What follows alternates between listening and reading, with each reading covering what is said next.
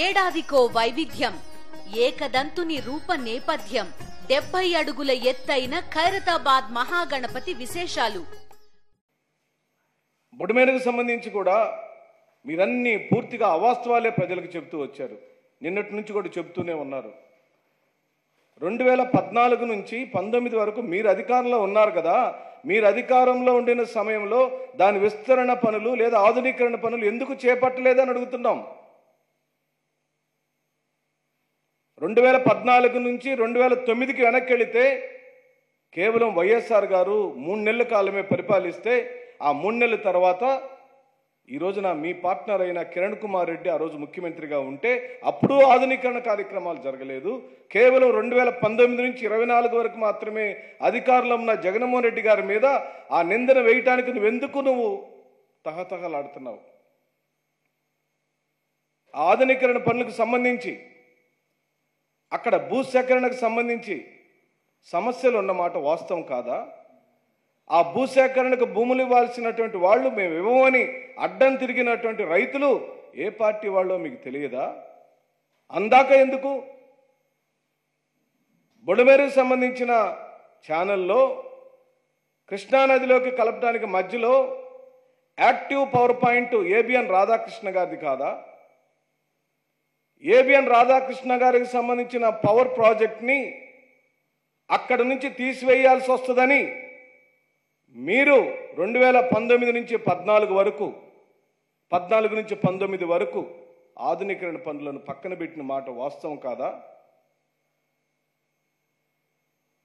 మీ వైఫల్యాల మొత్తాన్ని, మీకున్న రహస్యమైన ఎజెండాల మొత్తాన్ని పక్కన పెట్టి ఈ రోజున బుల్డోజర్లు ఎక్కారు, ఆటో ఎక్కారు, రైల్వే ట్రాక్ మీద నిలబడ్డారు. పదే పదే ప్రజల యొక్క దృష్టిని మలచడానికి అనేకమైన విన్యాసాలు జరుగుతున్నాయి. ఇవన్నీ అవసరం లేదండి. మీరు ఒక ముఖ్యమంత్రి గారి కార్యాలయంలో కూర్చొని సంబంధిత అధికారులందరికీ సంబంధిత ఆదేశాలు ఇచ్చి ఆదేశానుసారంగా వాళ్ళు పనిచేస్తున్నారో లేదో రోజుకు ఒక మారు మీరు వెళ్ళి పరిశీలిస్తే తప్పనిసరిగా పనులు బ్రహ్మాండంగా జరుగుతాయి. కానీ మీరే ఫీల్డ్లో ఉండటం వల్ల మీ చుట్టూ ఓ 10 మంది కెమెరామెన్లు, ఓ 10 మంది ఫోటోగ్రాఫర్లు, ఓ 10 మంది సెక్యూరిటీ గార్డులు, ఓ 30 మంది ఎక్కటానికి కావాల్సిన ఒక 10-20 పడవలు, ఈ గొడవే సరిపోతుంది. కానీ ఈ రోజు వరకు కూడా సహాయక చర్యలు పూర్తి స్థాయిలో గ్రౌండ్లో జరగట్లేదనే మాట వాస్తవమా కాదని చెప్పి అడుగుతున్నాం. 2 గంటలు పూడ్చాము, 3వ గంట ఇంతవరకు పొడచలేకపోతున్నాము. ఆ 3వ గంట పొడవటానికి టెక్నికల్గా వరద ఇంకా వస్తూనే ఉంది. నీటి ప్రవాహాన్ని ఆపటానికి వీలు లేకుండా పోతుంది. ఇప్పటికీ కూడా మన నీటిపారుదల శాఖ మంత్రి గారు స్పాట్లో ఉన్నారని మీడియాలో వస్తుంది. వాటి మీద పూర్తిగా దృష్టి పెట్టమని చెప్పి మనం చేస్తున్నాం. పూర్తిగా మీరు మీ వైఫల్యాన్ని ఒప్పుకొని తీరాలి. ఇప్పుడు 28వ తారీఖు జాతీయ విపత్తుల సంస్థ ఇచ్చిన సమాచారం మేరకు మీరు గనక 29వ తారీఖు రివ్యూలు పెట్టుకొని క్వశ్చన్ ఏర్పాటు చేసుకొని బ్యాక్ వాటర్ క్వశ్చనింగ్ ఏర్పాట్లు ఏం చేయాలని ఏర్పాట్లు చేసుకొని ఉంటే 31వ తారీఖు నాడు నీళ్లు నిజంగానే బుడమేరు నుంచి కిందకు వదిలి ఉంటే ఆ నివాస ప్రాంతాల్లో, పరివాహక ప్రాంతాల్లో ప్రజలందరినీ సురక్షితమైన ప్రాంతాలకు చేర్చుకొని ఉంటే వాళ్ళు విలువైన వస్తువులు, ఆభరణాలు, ఇంట్లో సామాన్లు, చంద్రబాబు నాయుడు గారు ఒక ఫ్రిడ్జ్ కొనాలంటే, ఓ మిక్సీ కొనాలంటే, ఒక గ్యాస్ స్టవ్ కొనాలంటే, లేదా ఒక సైకిల్, ఒక స్కూటర్ కొనుక్కోవాలంటే ఆ పేద మధ్యతరగతి కుటుంబాలకు జీవితకాల సమస్య. ఈ రోజున ప్రాణ నష్టాలతో పాటు జీవితాలు చిన్నాభిన్నమైపోయినాయి. 3 లక్షల పైచీలకు ప్రజలు, మన ప్రజలు మీకు ఓట్లేశారు, మాకు ఓట్లేశారు, ఎవరికి ఓట్లేశారు అనేది కాదు, మన ప్రజలు, ఆంధ్ర రాష్ట్ర ప్రజలు, ఆంధ్రులు ఈ రోజున రోడ్డు మీద పడ్డారు. రాజకీయాలను పక్కన పెడదాం. దయచేసి మీరు బ్లేమ్ గేమ్ని ఆపేసేయండి. ఎవరు తప్పు చేశారో, ఏ పరిపాలన ఎన్ని తప్పులు జరిగినాయో ముందు ప్రజలు సుఖంగా, శాంతియుతంగా వాళ్ళు సురక్షితమైన ప్రాంతంలో ఉండేంత వరకు మీరు రాజకీయ క్రీడలను ఆపాలి. ఉమా గారితో ఒక స్టేట్మెంటు, అనిత గారితో ఒక స్టేట్మెంటు, వ్యంగ్యమైన స్టేట్మెంట్లు, వెటకారమైన స్టేట్మెంట్లు, నోరు జారేటువంటి తత్వాలు, ఏది పడితే అది మాట్లాడటాలు, అధికార అహంకారంతో మీరు మాట్లాడే ప్రతి మాటలు ఈ రోజున వరదల్లో చిక్కుకున్న ప్రజలకు ఏమాత్రం ఉపయోగపడదని, మీరేమైనా చేయదలుచుకుంటే ఆ ప్రజలకు సంబంధిత బాధితులందరికీ దయచేసి వెంటనే తక్షణ సహాయాలు చేయండి, వాళ్ళని ఆదుకోండి. వెనకబడినటువంటి ఎవరెవరైతే చిక్కుకొని ఉన్నారో వాళ్ళందరికీ సహాయం చేయమని కూడా మేము కోరుతున్నాం. ఈ రోజున మీరు 2014 నుంచి 19 వరకు మీరు పరిపాలించారు.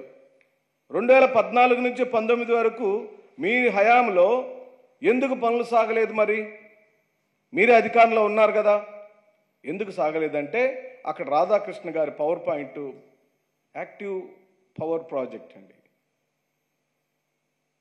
ఈయనేది ఊరికే నీ స్టేట్మెంట్ ఇవ్వట్లా, కావాలంటే ఫీల్డ్కి పోదాం.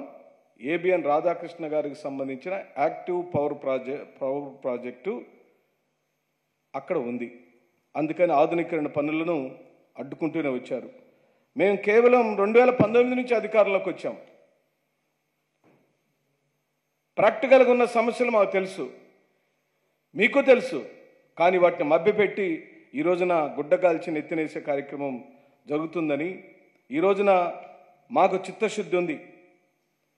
మేము ప్రజలకు సేవ చేసే విషయంలో, ప్రజలకు మీరేదైనా మేలు చేస్తుంటే, నిజంగానే సహాయక చర్యలలో మీరు చురుగ్గా ఉంటే మేము ఈ రోజున పదే ప్రెస్ మీట్లు పెట్టి మిమ్మల్ని మాట్లాడాల్సిన అవసరం లేదు. మీరు పని చేయమని కోరుతున్నాం. పబ్లిసిటీ పిచ్చను ఆపి, పొగిడించుకునే కార్యక్రమం ఆపి, నష్టపోయిన ప్రజలకు నష్ట నివారణ చర్యలను చేపట్టమని, అసలు ఎంతమంది చనిపోయారో సంఖ్యని చెప్పమని, చనిపోయిన మృతదేహాలకు దహన సంస్కారాలని నిర్వహించమని, ఆ చనిపోయిన కుటుంబాలకు ఆర్థిక సహాయాన్ని అందించమని మేము వైఎస్ఆర్సీపీ పార్టీ తరపు నుంచి మిమ్మల్ని కోరుకుంటూ, అలాగనే ఎంతమంది చావుకు మీరు కారకులు, గోదావరి పుష్కరాలప్పుడు మీరే కారకులు. మళ్ళీ ఈ రోజున మీ పరిపాలన వైఫల్యం వల్ల జరిగిన ఈ పొరపాటుకు రాష్ట్ర ప్రజలకు క్షమాపణ చెప్పి, అలాగని మీరే ముఖ్యమంత్రి, మీరే నిర్వహణ, మీరే నాయకత్వం వహిస్తున్నారు, మీ చేతిలోనే పవర్ ఉంది. ప్రతిపక్ష నాయకుడి మీద దుమ్మెత్తిపోయటం వల్ల ఏ ఉపయోగం లేదు.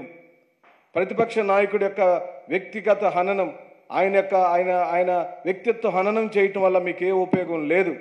మీరు ఎలాగూ మా మీద దాడులు చేయటం ప్రారంభించారు, మా నాయకులను అరెస్ట్ చేయటం ప్రారంభించారు. కేవలం ఇది పబ్లిసిటీ స్టంటే. మీరు రాష్ట్ర ప్రజలు ఎక్కడ ఈ విజయవాడలో జరిగిన దారుణమైన మరణాలకు కారకులు మీరే అని గుర్తిస్తారోనని ప్రజల యొక్క దృష్టిని మార్చడానికి మీరు నిన్న నందిగం సురేష్ గారిని అరెస్ట్ చేశారు.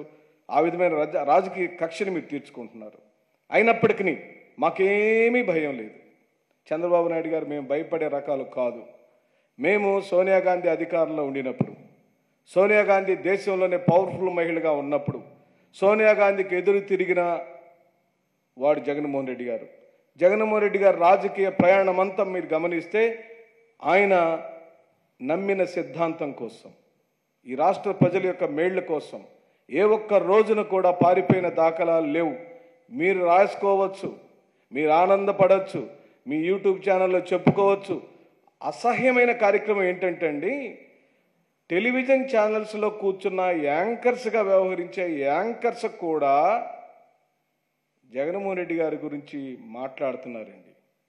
వాళ్ళు రాజకీయ నాయకులు, మరి టెలివిజన్లో పనిచేసే ఉద్యోగస్తులు అసలు ఉద్యోగం చేస్తున్నారా లేకపోతే టీడీపీ కార్యకర్తల పాత్ర పోషిస్తున్నారో మాకు అర్థం కావటం లేదు. ఈ రాష్ట్ర ప్రజలకు అర్థం కావట్లేదు. వాటి గురించి మనం ప్రజలందరూ కొంచెం తేరుకొని, విజయవాడకు సంబంధించిన ప్రజలందరూ క్షేమంగా ఉండేంత వరకు మనం రాజకీయాలను పక్కన పెట్టి, దయచేసి మీరు అధికారంలో ఉన్నారు, మీరు ముఖ్యమంత్రి స్థానంలో ఉన్నారు, మీకు కావాల్సినంత ప్రచారం జరిగింది, మీరు ముఖ్యమంత్రి అయ్యి ఉన్నారు. ఇప్పుడు ఇంక ప్రచారం అవసరం లేదు. ఎంత ప్రచారం చేసినా ముఖ్యమంత్రికి మించి ఇప్పుడు ఏమవుతారు, రాష్ట్రంలో ఏమీ అవ్వలేరు. కాబట్టి దయచేసి పనిచేయమని, దయచేసి ప్రజలకు నిజమైన సేవ చేయమని, పబ్లిసిటీ స్టంట్లు ఆపమని, మీ వైఫల్యాలను ప్రతిపక్ష పార్టీల మీద రుద్దే కార్యక్రమాన్ని కూడా ఆపమని, దాని మీద కావాలంటే ఈ వరదంతా అయిపోయిన తర్వాత ప్రత్యేకమైన డిబేట్ బుడమేరు మీద కూర్చుందాం. అలాగనే మన కరకట్ట ప్రాంతంలో మీ నివాసానికి నీళ్లు వచ్చే ప్రమాదం ఉంది కాబట్టి బొడమేరు వైపు నీళ్లు ఎందుకు వదిలేరో దాని మీద డిబేట్ చేద్దాం. దాని మీద మనం మాట్లాడుకోవాల్సిందే. మీరు మాత్రం సురక్ష ప్రాంతానికి 31వ తారీఖే వెళ్ళిపోయారు చంద్రబాబు నాయుడు గారు. 31వ తారీఖు ఉదయమే మీరు కలెక్టర్ ఆఫీస్కి వెళ్ళిపోయారు. 31వ తారీఖు ఉదయమే ప్రజలను కూడా అప్రమత్తం చేసి ఉంటే ఇంత నష్టం జరిగి ఉండేది కాదు కదా. మీ ఇంటికి చుట్టూరా నీళ్లు వస్తాయని మీరు ముందుగానే మేల్కొని కలెక్టర్ ఆఫీస్కి పోయారు. అదే విషయం ప్రజలకు చెప్పుంటే వాళ్ళు కూడా బంధువుల ఇళ్లకో లేకపోతే మేడ మీదకో 2వ ఫ్లోర్కో 3వ ఫ్లోర్కో వెళ్ళేవాళ్ళు, విలువైన వస్తువులు కాపాడుకుని ఉండేవారని చెబుతూ పబ్లిసిటీ స్టంట్ ఆపి నిజమైన పరిపాలన చేయమని కోరుతూ సెలవు తీసుకుంటున్నాం.